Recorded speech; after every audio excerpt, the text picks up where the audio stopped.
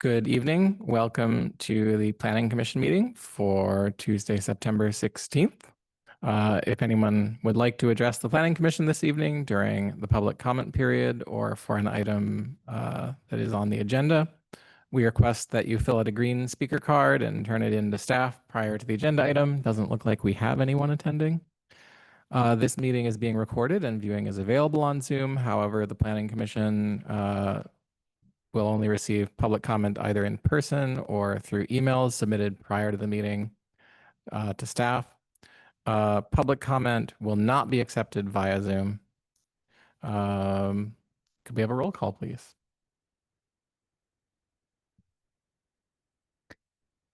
Commissioner Harmon, Present.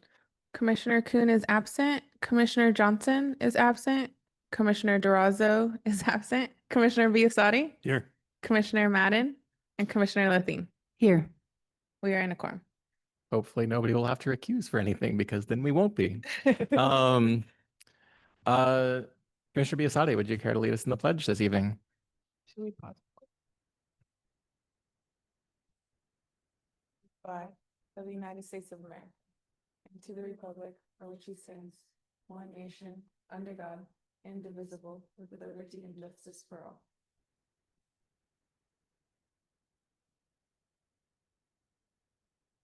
All right, moving right along. I can ask if we have public comment for items not on the agenda, but there does not appear to be anyone here to comment. So I assume not. Approval of minutes. Do we have any comments? Go through the chair. No, it's working. I'm testing it. Is there an issue? Okay. Can you speak into the mic again? I'm speaking. Okay. Okay, we're good. Yes. Okay. And do you have a comment on the minutes? Yeah, through the chair. I'll move that we approve the August 19th, 2025 minutes. I'll second. All those in favor? Aye. Aye. Any opposed? Motion carries. All right. Do we have any announcements of conflict of interest? Hopefully not. No. Great. All right. Moving along to our public hearings. 1010 Admiral Court, item 6A. Do we have a staff presentation? Yes, we do.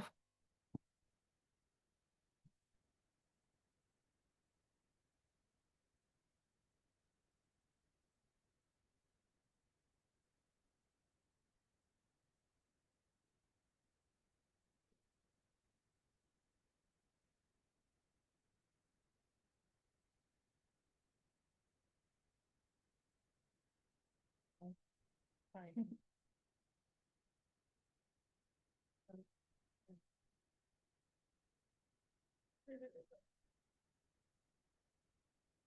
Sorry, I'm new here. This is our first time running the tech all by ourselves. There you go. Good evening, commissioners. My name is Raquel Polito. I'm one of the assistant planners here, and tonight I'll be presenting the first item, which is a request for a sign deviation permit at 1010 Admiral Court. This is a request to allow 586 square feet of wall and monument signage under San Bruno Municipal Code, section 12-10450. The maximum signage allowed for the site is 225 square feet. Because the proposal exceeds that limit, action is required by the Planning Commission pursuant to section 12-104-220. This site is located at 1010 Admiral Court, approximately 1.66 acres in the Planned Development Zoning District. Surrounding land uses include multifamily residential and commercial overlay, as well as retail at Tanfran along El Camino and Interstate 380 to the south. This project was approved by the City Council in March 2023 as a 171,610 square foot dealership, Genesis and Honda dealership, and is currently under construction. Condition of approval number 10 requires that the applicant return for separate sign approval, which is the basis for tonight's application. To go over the proposed signage summary, we have 2 monument signs, 1 directional and 9 wall signs, which brings us to the total of 586 square feet, exceeding the 225 square feet maximum. Here we can see the layout of where the placement of the signs will be on the north building, as well as the south elevation. We have a wall sign, another wall sign on the east elevation, and southeast elevation as well. We have another sign. And what's not depicted are the monument signs, which the first one is the Hyundai, the Genesis, and the total of this is 58.6 square feet. And lastly, we have our directional signage, which is 8.86 square feet. Section 12-104-220 requires that 3 findings be made in order to grant a deviation from aggregate sign area. The first being compatibility. The signage must be harmonious and compatible with the project and surrounding uses. Staff finds that this is met as the coordinated branding package complements the modern dealership and architecture. Second, the street frontage. The lot must have street frontage substantially greater than 75 feet. This site has approximately 249 feet of frontage with additional visibility from El Camino Real, Commodore Drive, and I-380. And lastly, business type. The business type must rely on signage as an important element in attracting public patronage. It has been found that auto dealerships depend heavily on brand visibility, identification, and wayfinding. Staff finds this condition is also satisfied. Staff recommends that the Planning Commission approve sign deviation permit SD 25-001 based on findings 1 through 3 and conditions of approval 1 through 9. Lastly, Planning Commission is the final approval body and the decision is subject to a 10-day appeal period. That concludes staff's presentation and I'm happy to answer any questions.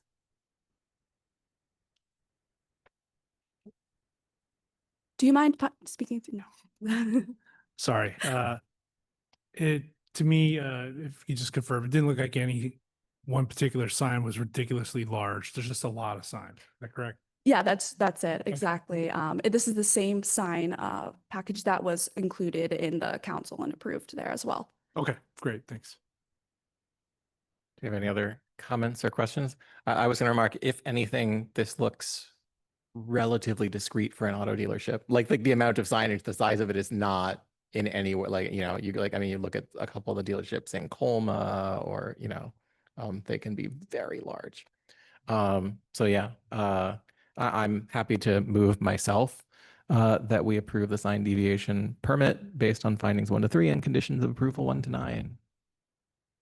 I second. Roll call vote, please. Aye. Commissioner Biasotti, Aye. Commissioner Madden, Aye. Commissioner Lithine, Aye. motion passes. Well, that was quick. We have to take a quick pause. We just need to fix something with the backup audio right now. We are experiencing difficult technicalities.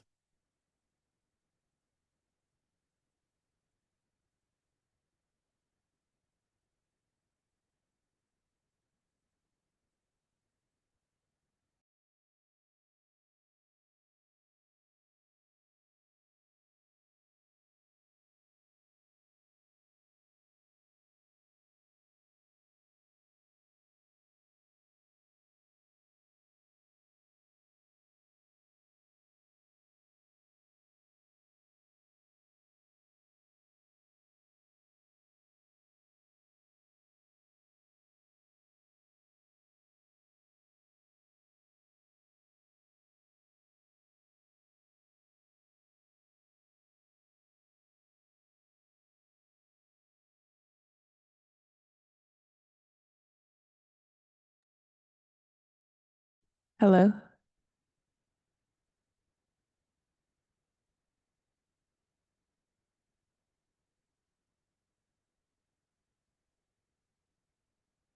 Okay, so we are good to go. Let me-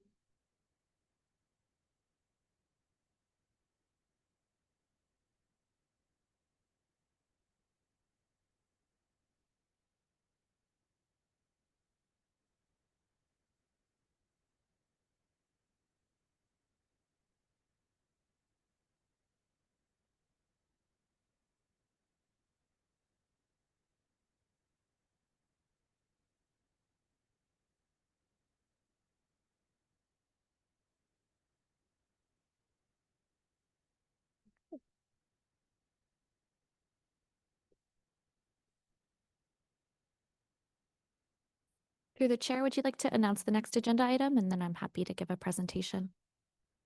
Our next item is a study session on the MTC TOC policy compliance, density, intensity, and parking management. And I assume we will have a presentation on our policies.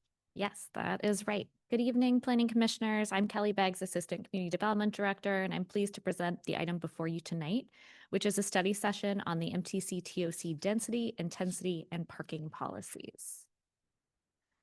So there's no action being taken tonight, but the intent of the hearing is to provide a deeper overview of the MTC density, intensity, parking policies in preparation for public hearings on the ordinances and policy amendments that we anticipate will be coming forward in early 2026. As the Planning Commission is aware, the city's level of compliance with the TOC policy will determine our competitiveness for transportation grants from the Metropolitan Transportation Commission. So moving forward, this slide shows an anticipated schedule for a TOC compliance pathway, including past joint study sessions with the council, as well as the predicted future hearing dates. Please note that the schedule has been adjusted due to some delays on the MTC's part in publishing and finalizing model housing ordinances.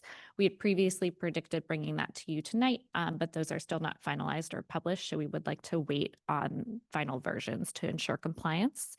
In addition, we've been informed by the MTC that they are planning to push back the compliance deadline, and we want to have the time to use the grant funding and the consultants that the MTC is providing to us for technical assistance to take steps towards compliance. Staff are anticipating bringing the housing policies still to the Planning Commission and the Council before the end of the year, but the density, intensity, and parking policies will be held off until early in 2026. So I will start off by covering some basics about how the density and intensity calculations work. I didn't get into planning to do a lot of math, but here we all are.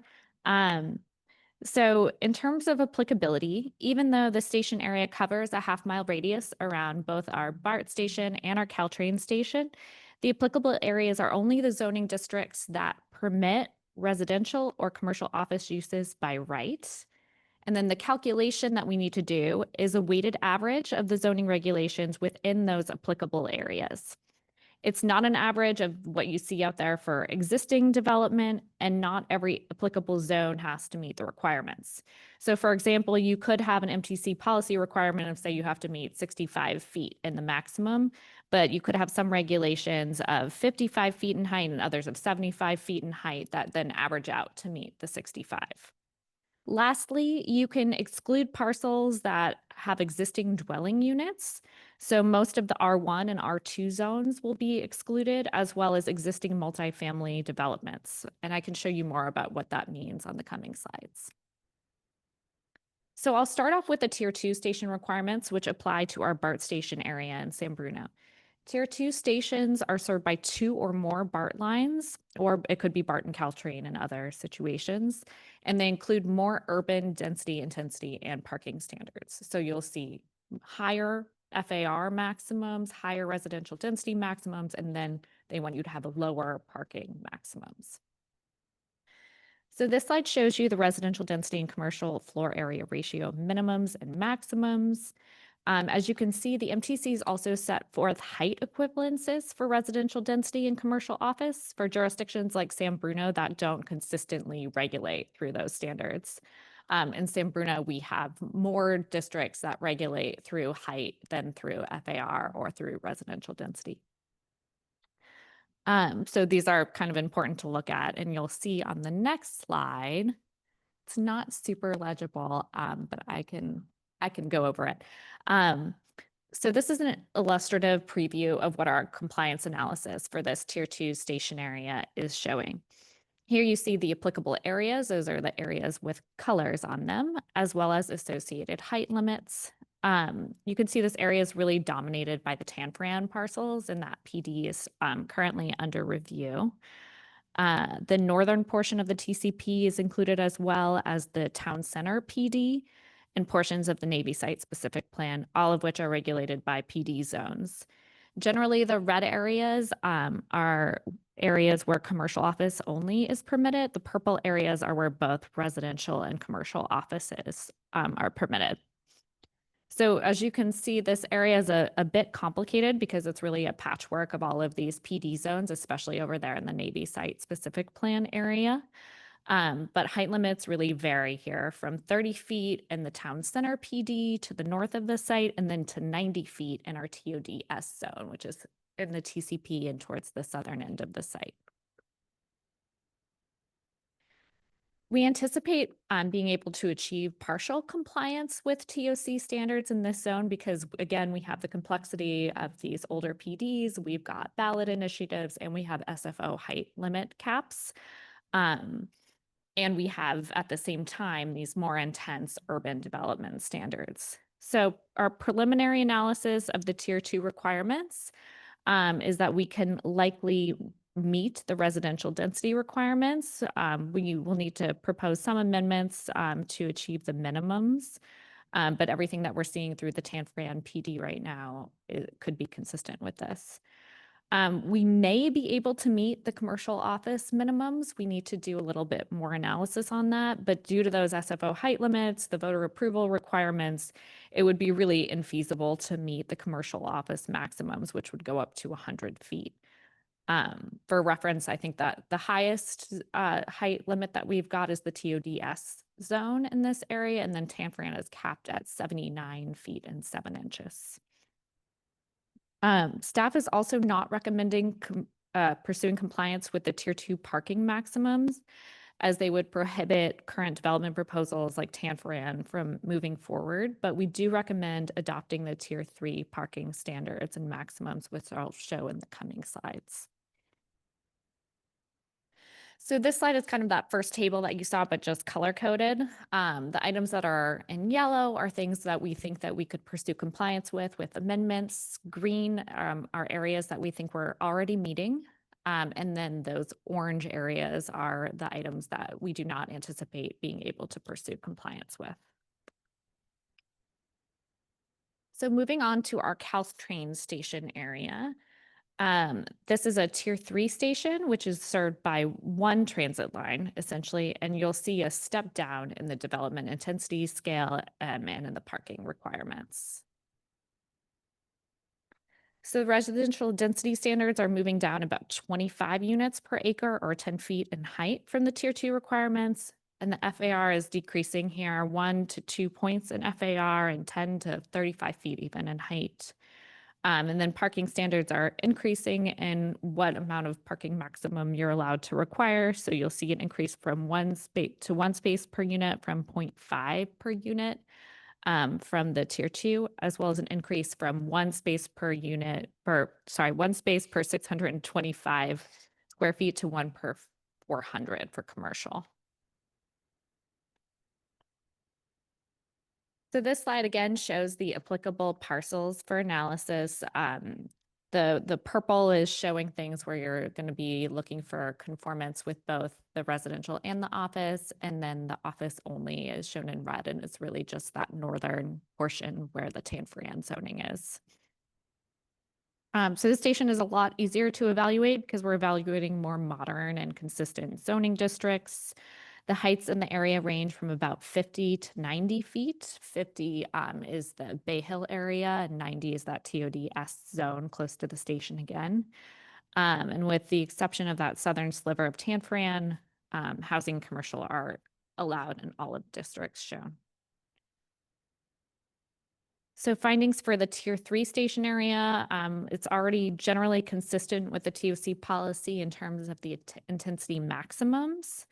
Anticipated amendments include adding residential density standards and allowing context sensitivity for smaller parcels. And that's something that we'd really like to work more with the MTC's consultants to see how we can avoid discouraging development on those smaller parcels, and giving them some flexibility in the height minimums that we would be implementing, as well as the residential density minimums, because we don't want to have a tiny parcel and trying to be forcing a 45-foot height minimum.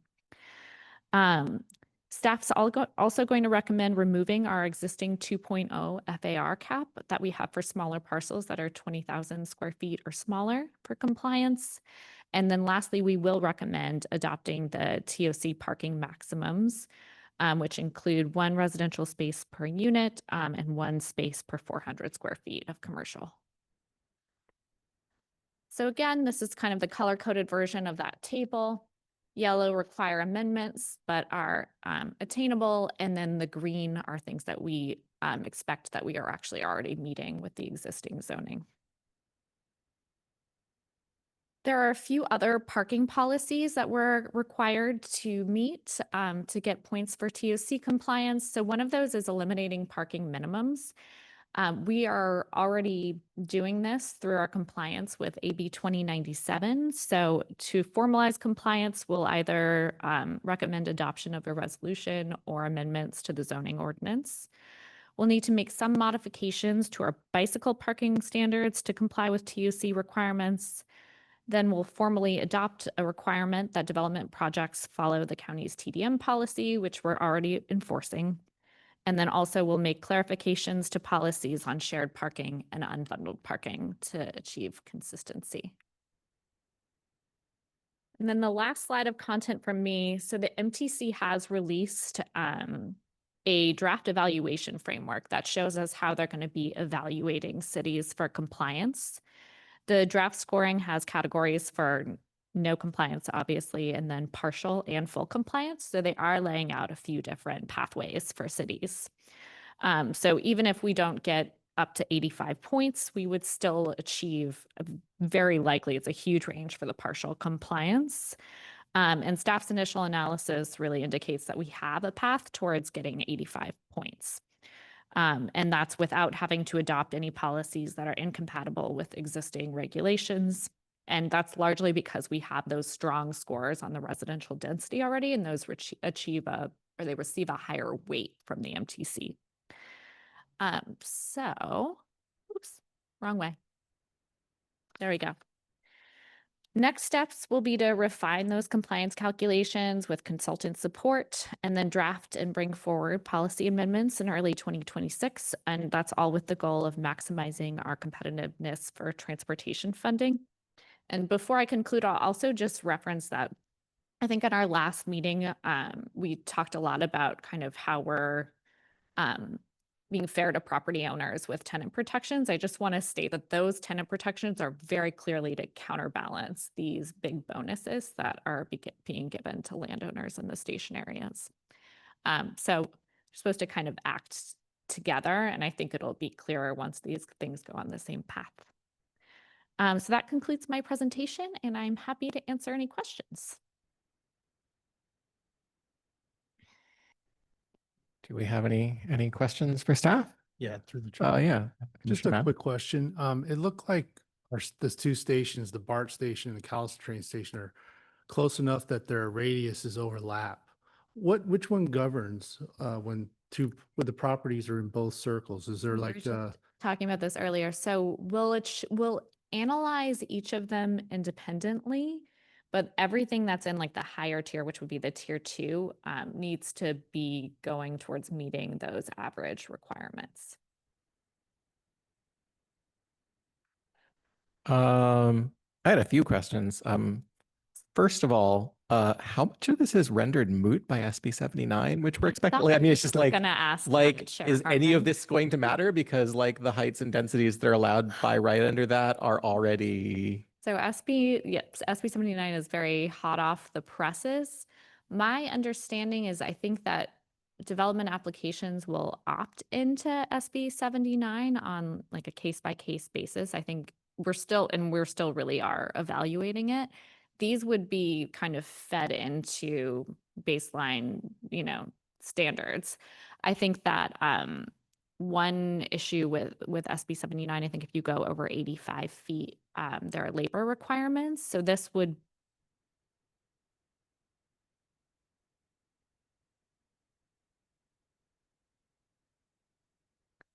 but we'll definitely be, I'm sure the MTC also is going to be trying to analyze that. And for other commissioners, I'm not sure if it's been signed into law yet, but there's a bill that's, yes, on the governor's desk that will actually give us, very confusingly, 2 tier 1 stations now under this SB 79 regulation that allows different kind of heights that step down from a station. And we can give more information and more of a digest on that to the commission at a later date. I'm sure the MTC is also trying to figure out how these things are going to work together. Hopefully we'll have a good understanding of that in a couple months when we get around to the public hearings, because Yes. I know people have been very heated about it. It's been a hot topic on all sides of kind of the housing advocacy, local control advocacy, and yeah, so there's a lot of interest. Did you have a comment? Okay. I know you mentioned town center is currently only commercial, but I mean, we are talking about doing that mixed use as well. So I mean, that seems like that's consistent with our plans already. Yeah, I think that the town center will evaluate for compliance as it is now. And the way it was showing on those maps, the office allowance in town center is actually very constrained. I think it's only like 10% of each parcel can be office. So the weight to which that low height limit will play into our ultimate calculation will be smaller than what I showed on that map. Okay, so not. And my last question that I wrote in my notes was, I'm sort of curious how a 60 FAR gets you up to 100 feet. I mean, where it's like 10 stories, are we really leaving 40% of the surface area unoccupied setback by the would- building? You I mean, can we reduce those? I mean, that seems like way The- more surface than we Yeah, need to that's see. height equivalency that the MTC has set forth as kind of their first offer. We can work with our consultants and say, okay, we are showing that a lower height is equivalent to that FAR, and here's our rationale for why. So it's possible we could get closer to full or partial I mean, compliance with evaluation. I feel like an 8-story building with like an 80% footprint, a couple stories of parking podium and 6 stories. I mean, like I mean, just like back of the envelope math, it seems like that's not that hard. Yeah, we can definitely look into that more. And that's kind of why we want to wait and be able to use the technical assistance to refine it. Okay. Yeah, that was the only, I mean, I think this is great. Moving in the right direction seems like, this is all consistent with the stuff we were going to do anyway, for the most part. Yeah, I look forward to seeing this stuff enacted. Do you have anything else, or shall we move? All right. Okay. I mean, that's the end of our agenda. So short meeting tonight. We have comments from staff. We have an introduction from our esteemed new hire. I'm very excited to introduce our new planning manager, Roscoe Mata. Roscoe comes to us from Millbrae and has lots of experience. Just started very recently on September 2nd. We're thrilled to have him on board.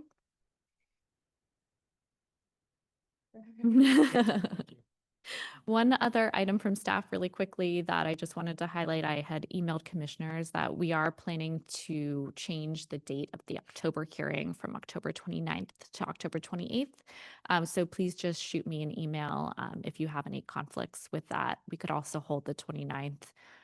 There was previously a council conflict that no longer exists, so we'd like to just stick to a Tuesday if we can.